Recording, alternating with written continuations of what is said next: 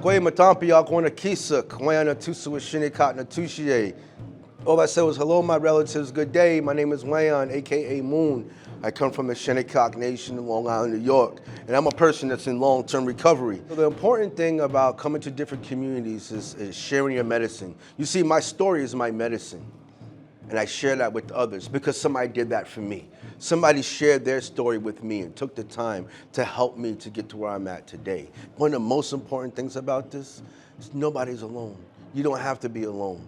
This is a we program, which means we do this together. We have a term in our language, Mama Wiane. We move together. And one of the things I offer to anyone and anyone, you don't have to be indigenous to receive this medicine, is we do a smudge ceremony. I bring out the sage, I let them know where it comes from, and I offer that to them. Because it does something. It gives you a sense of feeling and a sense of belonging and a sense of calm that I'm doing the right thing.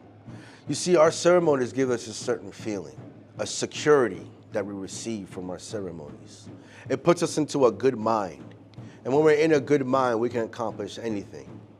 And so that's the most important part about our ceremonies, is that feeling that you get, right? That intense feeling of, I'm gonna be okay. Once you have that, the opportunities are endless. The theme of caring for people without judgment has been through everything, but then there's just such a wide variety of information and people and backgrounds, clinical things, lots of non-clinical, traditional teachings. So it's like everything's kind of all over, but it all fits together. This is about how we build resilience and have healing. I think there's a lot to be learned here, just to be in community with each other. My view is that the healing is the connection, and healing is the culture. And this is really, I think, what I took away from a lot of this, is that it may not even be a means to an end. It is the end. It is the healing and restorative part, and that part just feels good. Ichimoko and indigenous cause, Miskogami, Wizaga, Igan, and Dunjapa, Mako and do them. I'm in early recovery, and it was hard for me to get up there and speak, but it took a lot of courage.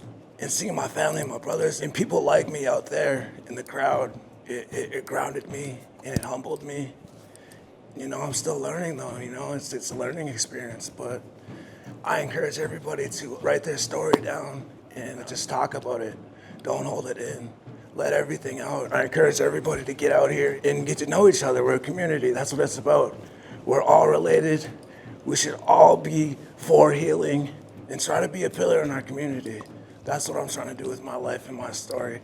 If I can help somebody or steer the youth in the good direction, I feel like I turned a bad situation into something good and giving myself and my community something to be proud of.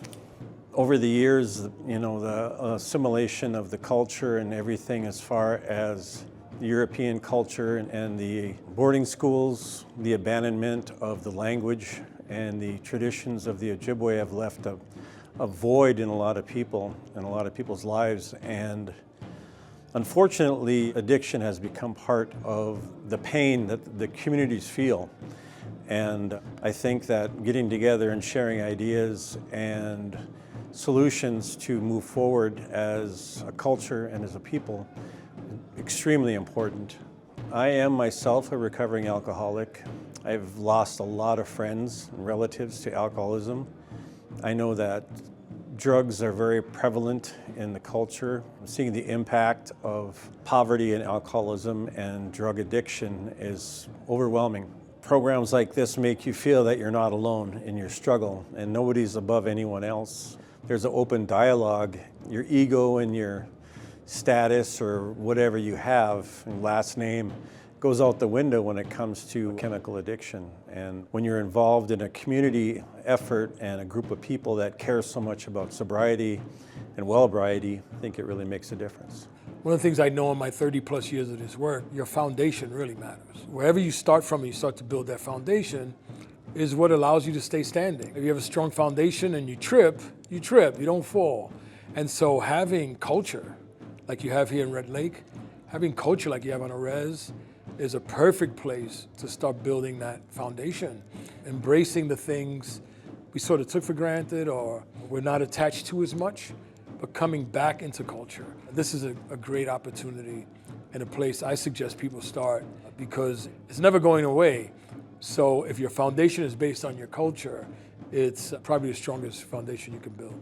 And having an opportunity to work in group and to work in healing together, really giving people an opportunity to be a little vulnerable and look at themselves in a very different way and to hear people's journeys and then also look at the similarities, right? Just different places, same pain, realizing that most of our people are in deep pain, which is why most of our folks use drugs to mask that pain or to mask or self-medicate a mental health condition. So having a gathering like this is really crucial and healthy and in a very loving way.